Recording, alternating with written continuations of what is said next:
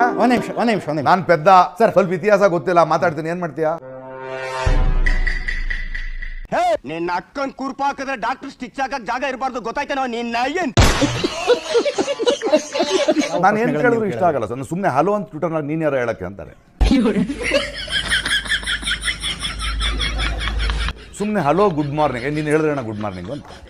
ಬೆಂಗಳೂರಿನಲ್ಲಿ, ಕರ್ನಾಟಕದಲ್ಲಿ ನಾನು ಎಲ್ಲೇ ಸ್ಪೀಚ್ಗೆ ಹೋದ್ರು ಗೋಮೂತ್ರ ಹಾಕ್ತಾರೆ, ಬ್ಯಾನರ್ ಹರಿತಾರೆ. ಮೊನ್ನೆ ಶಿವಮೊಗ್ಗ ಹೋದೆ ನಾನು, ಅವ್ರಿಗೇನು ಅರಿಯುತ್ತೋ ಗೊತ್ತ. ನನಗೆ ಏನು ಮಾತಾಡ್ತೀನಿ ಅನ್ನೋಕೆ ಮುಂಚೆನೆ ಬನ್ನಿ ಸರ್, ಸರ್ ನಿಮ್ಗೆ ಗೊತ್ತ, ಗನ್ ಇಟ್ಕೊಂಡು ನೀವು ಇರ್ತೀರೇನ್ರಿ?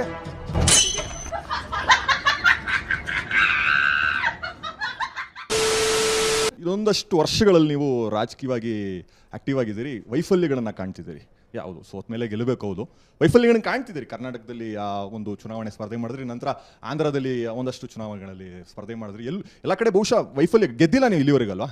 ಸೊ ಒಂದು ಪಕ್ಷ ಸಿದ್ಧಾಂತದ ಜೊತೆಗೆ ತಮ್ಮನ್ನು ತಾವು ತಳುಕಾಕೊಂಡಿದ್ರೆ ಅಥವಾ ಜೊತೆಗೆ ಇದ್ದಿದ್ದರೆ ಬಹುಶಃ ಯಶಸ್ಸನ್ನು ಕಾಣ್ತಿದ್ರಿ ಅಂತ ಎಲ್ಲಾದರೂ ನಿಮಗೆ ಅದೊಂದು ಪಾಪ ಪ್ರಜ್ಞೆ, ಅಪ್ಪ ನಾನು ಇರ್ಬೋದಿತ್ತು ಕಳೆದ ಚುನಾವಣೆ ಅಂದ್ರೆ ಯೋಚನೆ, ಆತ್ಮಾವಲೋಕನ ಮಾಡ್ಕೊಂಡಾಗ ಅಲ್ಲ, ನಿಮಗೆ ಅವ್ರ ಪ್ರಶ್ನೆ ಆತ್ಮಾವಲೋಕನ ಮಾಡ್ಕೊಂಡಾಗ ಕಳೆದ ಚುನಾವಣೆಯಲ್ಲಿ ಬೇರೆ ಕೆಲಸ ಇಲ್ಲ ನನಗೆ, ಎಲ್ಲಾ ಕಡೆ ಕಳ್ರ ಅವ್ರೆ, ಸುಮ್ಮನಿರ್ರಿ. ಸರಿ ಆಯ್ತು, ಅವ್ರು ಕಾಂಗ್ರೆಸ್ ಅಲ್ಲವ್ರೆ, ಅಲ್ಲಿರ ಕಳ್ದ ಇಲ್ಲವ್ರೆ. ಇವನ್ ಬಿಲ್ಡಿಂಗ್ ಬಾರ್ ಐತೆ, ಅವ್ನ ಬಾರ್ನಲ್ಲಿ ಇವನ್ ಬಿಲ್ಡಿಂಗ್ ಐತೆ. ನಾವು ನಿಮ್ಮ ಜಗಳ ಆಡ್ಕೊಂಡು ಕುಂತಿದೀವಿ, ಕೂತ್ಕೊಳ್ಳಿ. ನೀವು ಉತ್ತರ ಕೊಡ್ತೀನಿ ಕೇಳಿ. ವೈಫಲ್ಯ ಅಂದ್ರೆ ಏನು? ಸೋಲು ಅನ್ನೋದೇನು? ಎಲೆಕ್ಷನ್ ಅಲ್ಲಿ ಸೋಲ ಅದು ಮೇಡಮ್. ನನಗೆ ಆ ಸೋಲು ಗೆಲುವೆಲ್ಲ ಇಂಪಾರ್ಟೆಂಟ್ ಅಲ್ಲ. ಹಂಗಿದ್ರೆ ಯಾವ ಪಕ್ಷ ಬೇಕಾದ್ರೆ ಸೇರ್ಕೊಳ್ತಿದ್ದೆ, ನನಗಿಲ್ಲ. ನಾನೊಬ್ಬ ಪ್ರಜೆ, ಒಳ್ಳೆ ನಡುವೆ ಹೋಗ್ತೀನಿ. ಬೇಡ ಜನ ಬೇಡ ಅಂದ್ರೆ ಜನ ಒಪ್ಕೊಳ್ಬೇಕು. ನೀನು ಬೇಡಪ್ಪ, ನೀನು ಆಕ್ಟರ್ ಆಗಿರು ಅಂತ ಇರ್ತೀವಿ. ಚುನಾವಣೆಯಲ್ಲಿ ಸ್ಪರ್ಧೆ ಮಾಡಿದಾಗ ನಾನು ಸೋತ್ರು ಕೂಡ ವಾಪಸ್ ನಾನು ಇಲ್ಲಿಗೆ ಬರ್ತೀನಿ, ಕೆಲಸ ಮಾಡ್ತೀನಿ ಅಂದ್ರೆ, ಸೋತ ನಂತರ ನೀವು ಬರ್ಲಿಲ್ಲ. ನಾನು ಬೆಂಗಳೂರು ಸೆಂಟ್ರಲ್ ನ ಮತದಾರ ಸರ್, ನಾನು ಹೇಳ್ತಾ ಇದ್ದೀನಿ, ನೀವು ಬರ್ತೀನಿ ಆಗಲ್ಲ. ಇಲ್ಲಿ ಇಬ್ರು ಇದಾರಲ್ಲ ಕಾಂಗ್ರೆಸ್, ಬೇರೆ ವಿಚಾರ. ಬರ್ತೀನಿ, ಸೋತ್ರು ಕೂಡ ಬರ್ತೀನಿ ನೀವು ಚುನಾವಣೆಯಲ್ಲಿ ಹೇಳಿದ್ರಿ. ಕನ್ನಡದ ರಂಗಭೂಮಿಯ ಯಂಗ್ಸ್ಟರ್ಸ್ಗೋಸ್ಕರ ಒಂದು ನಾಟಕ ರಂಗ ಶುರು ಮಾಡ್ಕೊಂಡು ಕುಂತ್ಕೊಂಡೆ. ಒಂದು 3-4 ಹಳ್ಳಿಗಳನ್ನ ದತ್ತು ತಗೊಂಡೆ. ಒಂದು 8 ಸಾವಿರ ನಾನು ಆ ಕೆಲಸ ಮಾಡಿದೆ. ನಾನು ಅದು ಕೆಲಸನೇ. ಬೆಂಗಳೂರಿನಲ್ಲಿ, ಕರ್ನಾಟಕದಲ್ಲಿ ನಾನು ಎಲ್ಲೇ ಸ್ಪೀಚ್ಗೆ ಹೋದ್ರು ನನಗೆ ಗೊತ್ತು, ನಿಮಗೆ ಗೊತ್ತಿಲ್ಲ. ಗೋಮೂತ್ರ ಹಾಕ್ತಾರೆ, ಬ್ಯಾನರ್ ಹರಿತಾರೆ. ಮೊನ್ನೆ ಶಿವಮೊಗ್ಗ ಹೋದೆ ನಾನು, ಅವ್ರಿಗೇನು ಅರಿಯುತ್ತೋ ಗೊತ್ತ. ನನಗೆ ಏನು ಮಾತಾಡ್ತೀನಿ ಅನ್ನೋಕೆ ಮುಂಚೆನೆ ಬ್ಯಾನರ್ ಹರಿದ್ಬಿಡೋದು, ಗೋಮೂತ್ರ ಕ್ಲೀನ್ ಮಾಡೋದು. ಏನು ಮಾಡೋಣ ಆ ದೇಶದಲ್ಲಿ? ಬನ್ನಿ ಸರ್, ನಿಮ್ಗೆ ಗೊತ್ತ, ಗನ್ ಇಟ್ಕೊಂಡು ನೀವು ಇರ್ತೀರೇನ್ರಿ?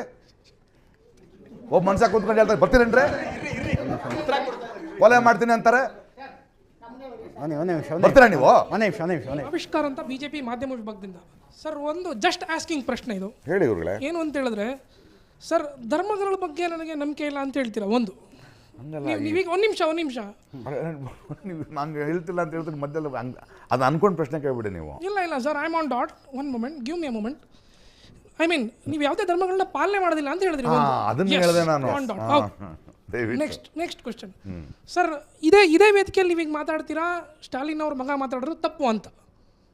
ಇದೇ ವೇದಿಕೆಯಲ್ಲಿ ತಪ್ಪು ಮುಗಿಸ್ತೀನಿ, ಸನಾತನ ಧರ್ಮ ಮುಗಿಸ್ತೀನಿ ಅಂತ ತಪ್ಪು ಅಂತ ಹೇಳ್ತೀರಾ, ರೈಟ್? Absolutely right sir. ಈ ಡಬಲ್ ಸ್ಟ್ಯಾಂಡರ್ಡ್ ಯಾಕೆ? ಸನಾತನಿ ಅನ್ನೋ ಟ್ವಿಟರ್ನಲ್ಲಿ, ಐ ಮೀನ್ ನಿಮ್ಮ ಟ್ವಿಟರ್ ಖಾತೆಯಲ್ಲಿ ಸನಾತನಿ ಅನ್ನೋ ಪದ ನೀವೇನಕ್ಕೆ ಬಳಸಿಲ್ಲ, ಟನಾಟನಿ ಅಂತ ಏನಕ್ಕೆ ಬಳಸಿಲ್ಲ? ಒಂದ್ ನಿಮಿಷ, ಗಿವ್ ಮಿ ಅ ಮೊಮೆಂಟ್. ಟನಾಟನಿ ಅನ್ನೋ ಪದದ ಅರ್ಥ ನಿಮ್ಮ ಪ್ರಕಾರ ಏನು? ಶುಕ್ರವಾರದೊತ್ತು ಕೆಲವರು ಪೂಜಾ ಕಾರ್ಯಕ್ರಮ ಮುಗಿಸ್ಕೊಂಡು ಕಲ್ಲು ಎಸೆಯೋರ ಬಗ್ಗೆನೂ ನೀವು ಮಾತಾಡಬಹುದಲ್ವಾ? ಇದೇ ಅವರೆಲ್ಲರೂ ತನಾತನಿಗಳು. ಓಕೆ, ಎನಿಬಡಿ ಹೂ ಮಿಸ್ಯೂಸಸ್ ಧರ್ಮ. ದೇವಸ್ಥಾನಕ್ಕೆ ಒಬ್ರು ಯಾರು ನಾನು ರೇಪ್ ಮಾಡಬೇಕು, ಹೆಲ್ಪ್ ಮಾಡು ಅಂತ ಕೇಳಲ್ಲ. ಯಾಕೆ ಶಕ್ತಿಪೀಠ ಅಂತೀವಿ ಒಂದು ದೇವಸ್ಥಾನ ನಾವು? ಅಲ್ಲಿ ನಾನು ಕೊಲೆ ಮಾಡೋಕ್ಕೆ ಪರ್ಮಿಷನ್ ಕೊಡು, ರೇಪ್ ಮಾಡಿ ಕೇಳಲ್ಲ. ಎಲ್ಲ ಮನಸ್ಸುಗಳು ಒಳ್ಳೇದಕ್ಕೆ ಬರ್ತಾವಲ್ಲ, ಅದಕ್ಕೆ ಶಕ್ತಿಪೀಠ. ಸನಾತನಿ ನಾನು ಹೇಳಿದ್ರಿ, ತನಾತನಿ, ತಾನಾತನ್ ಅಂತ ಹಿಂದಿ ಭಾಷೆ ಇದೆ. ಮಾಡ್ಕೊಂಡಿರ್ತಾರಲ್ಲ ಅವ್ರ ಬೇಳೆ ಅಲ್ಲ ಬೇಯಿಸ್ಕೊಳ್ತಾರಲ್ಲ. ನಾನು ಸುಮಾರು ಜನ ವ್ಯೂವರ್ಸ್ ನೋಡ್ತಾ ಇರ್ತಾರೆ, ಪ್ಲೀಸ್ ನೋಡ್ಲಿ, ಪ್ಲೀಸ್ ಹೇಳಿ ಸರ್. ಪಾರ್ಲಿಮೆಂಟ್ ನಲ್ಲಿ ಮೋದಿ ಅವರು ಎಲ್ಲಾ ಸ್ವಾಮೀಜಿಗಳ ಜೊತೆ ನಿಂತಿದ್ರು. ನನಗೆ ಅದರಲ್ಲಿ ಒಂದು ಸಮಸ್ಯೆ ಇದೆ, ಏನು ಸರ್? ಅದನ್ನ ಒಪ್ಕೊಳ್ಳೋಣ. ತಪ್ಪೇನು? ಮೋದಿ ಅವರು ಹೋಮವನ್ನು ಅವ್ರ ಮನೇಲಿ ಮಾಡಿದ್ರೆ ನಂಗೆ ಪ್ರಾಬ್ಲಮ್ ಇಲ್ಲ. ಆದರೆ ಇಷ್ಟು ವೈವಿಧ್ಯ, ಬೇರೆ ಬೇರೆ ಧರ್ಮ ಇದ್ದಾರಲ್ಲ, ಇವ್ರುಗಳ ಮಧ್ಯೆ ನಾನು ನಮ್ಮ ಸಂವಿಧಾನದೊಳಗೆ ಮಾಡೋದು ನನಗೆ ಸಮಸ್ಯೆ ಇದೆ. ಅದರಲ್ಲಿ ಅಲ್ಲಿ ನೀವು ಒಬ್ಬ ಪ್ರೆಸಿಡೆಂಟು ನಾನು ಇನ್ವೈಟ್ ಮಾಡದಿದ್ರೆ, ಆಕೆ ಟ್ರೈಬಲ್ಲು, ಬುಡಕಟ್ಟಿನವಳು, ಆಕೆ ಹಿಂದೂ ಅನ್ನೋ ಕಾರಣಕ್ಕೆ ಇನ್ವೈಟ್ ಮಾಡಿಲ್ವ ಅಂತ ಡೌಟ್ ಬರುತ್ತೆ ನನಗೆ. ನನಗದು ಸಂಶಯ ಬರುತ್ತೆ, ಅವ್ರು ಟ್ರೈಬಲ್ ಅನ್ನೋ ಕಾರಣಕ್ಕೆ ಇನ್ವೈಟ್ ಮಾಡಿಲ್ಲ. ಯಾಕೆ ಇನ್ವೈಟ್ ಮಾಡಿಲ್ಲ? ಅನ್ಟಚಬಲ್ ಅಂತಾನ? ಹೋಮ ಮಾಡ್ಬೇಕಾದ್ರೆ ಬರಬಾರ್ದಲ್ವ ಅವರು? ಅಸ್ಪೃಶ್ಯರು ದೇವಸ್ಥಾನಕ್ಕೆ ಬರಬಾರ್ದು ಅನ್ನೋ ರೂಲ್ ಇದೆ ರೀ.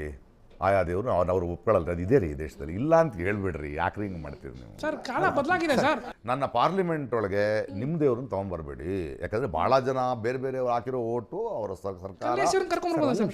ಯಾರನ್ನೂ ಕರ್ಕೊಂಬರ್ಬೇಡಿ ಅಂತೀನಿ. ಒಂದು ನಿಮಿಷ ನೀವು ನಿಮ್ಮ ಮನೆಯೊಳಗೆ ದೊಡ್ಡ ಹೋಮ ಮಾಡಿ. ಉಚ್ಚ ನ್ಯಾಯಾಲಯದಲ್ಲಿ ನ್ಯಾಯಕ್ಕೋಸ್ಕರ ಭಗವದ್ಗೀತೆ ಮುಟ್ಟಿಸ್ತಾರೆ, ಅದನ್ನ ಒಪ್ತೀರಾ ನೀವು? ಅದನ್ನ ಒಪ್ತೀರಾ ನೀವು? ಕಾರಣ ಇಟ್ಕೊಂಡಿದ್ದಾರೆ ಅವರು, ಅದನ್ನ ಪಾಪ ಪ್ರಜ್ಞೆ ಹುಟ್ಟಿಸೋಕೆ. ಉಚ್ಚ ನ್ಯಾಯಾಲಯದಲ್ಲಿ ಭಗವದ್ಗೀತೆ ಮೇಲೆ ಕೈ ಇಟ್ಟು ಪ್ರಮಾಣ ಮಾಡಬೇಕು. ಒಬ್ಬ ಮುಸ್ಲಿಮ್ ಒಬ್ಬ ಕ್ರಿಶ್ಚಿಯನ್ ಅದ್ರ ಮೇಲೆ ನಂಬಿಕೆನೇ ಇಲ್ಲ, ಅವ್ನು ಪ್ರಮಾಣ ಮಾಡಿ ಸುಳ್ಳು ಹೇಳ್ಬೋದಲ್ಲ? ಇದು ಮನಸ್ಸಾಕ್ಷಿಗೆ ಸಂಬಂಧಪಟ್ಟ, ಅಯ್ಯೋ ಇದ್ರ ಮೇಲೆ ಕೈ ಇಟ್ಟು ನಾನು ಸುಳ್ಳು ಹೇಳ್ಬಾರ್ದು ಅಂತ ಒಬ್ಬ ಹಿಂದೂ ಧರ್ಮ ಪಾಲಿಸೋನು ಭಗವದ್ಗೀತೆ ನಂಬೋನು ಮಾಡ್ತಾನೆ. ಓಕೆ, ಅವನಿಗೊಂದು ಭಯ ಇರಲಿ, ಮನಸ್ಸಾಕ್ಷಿಗೆ ಒಂದು ಭಯ ಇರಲಿ, ದೇವ್ರ ಮೇಲೆ ಆದ್ರೂ ಒಂದು ಭಯ ಇರಲಿ ಅಂತ ಇಟ್ಟರು. ಮುಸ್ಲಿಮ್ ಅದ್ರ ಮೇಲೆ ಇಟ್ಟು ಪ್ರಮಾಣ ಮಾಡೋದ್ರೆ ಹೆಂಗೆ? ಅಂದರೆ ನಾವಿಲ್ಲಿ ನಾನು ಹೇಳ್ತೀನಿ ಕೇಳಿರ, ಬುದ್ಧಿವಂತರಾಗೋದು ಬೇಡ, ಹಾಂ, ಎಸ್, ಮನಸ್ಸಿನ ಮಾತು ಮಾತಾಡ್ಕೊಳ್ಳ. 1970s ನಲ್ಲಿ ನನಗೆ ಗೊತ್ತು, ನನ್ನ ಹಿಸ್ಟ್ರಿ ಗೊತ್ತು, ಬೇಡ. ಹಾಂ, ಎಸ್, ಒಂದು ನಿಮಿಷ ರೇ ಅವ್ನು ನನ್ನ ಪೆದ್ದ, ಏನಪ್ಪ ಈಗ ನಿಮ್ಮ ಕತೆ? ಓಕೆ, ಏನಯ್ಯ? ಒಂದು ನಿಮಿಷ ನಾನು ಪೆದ್ದ ಸರ್, ಸ್ವಲ್ಪ ಇತಿಹಾಸ ಗೊತ್ತಿಲ್ಲ, ಮಾತಾಡ್ತೀನಿ, ಏನು ಮಾಡ್ತೀಯಾ? ಆಯ್ತು ಪ್ರಕಾಶ್ ರಾಜ್ ಅವರೇ, ಇತಿಹಾಸ ಗೊತ್ತಿಲ್ಲ, ಕೈ ತೋರಿಸ್ತಿಲ್ಲ. ಒಂದು ನಿಮಿಷ ಕೈ ತೋರಿಸ್ತಿಲ್ಲ. ಒಂದು ನಿಮಿಷ ನೀವೊಂದು ಪಾಯಿಂಟ್ ಅನ್ನು ರೇಸ್ ಮಾಡಿದ್ದೀರಿ, ಅವರು ಅದಕ್ಕೊಂದು ಆಕ್ಟಿಂಗ್ ಗೊತ್ತಾನೆ ನನಗೆ, ನನ್ನ ಆಕ್ಟಿಂಗ್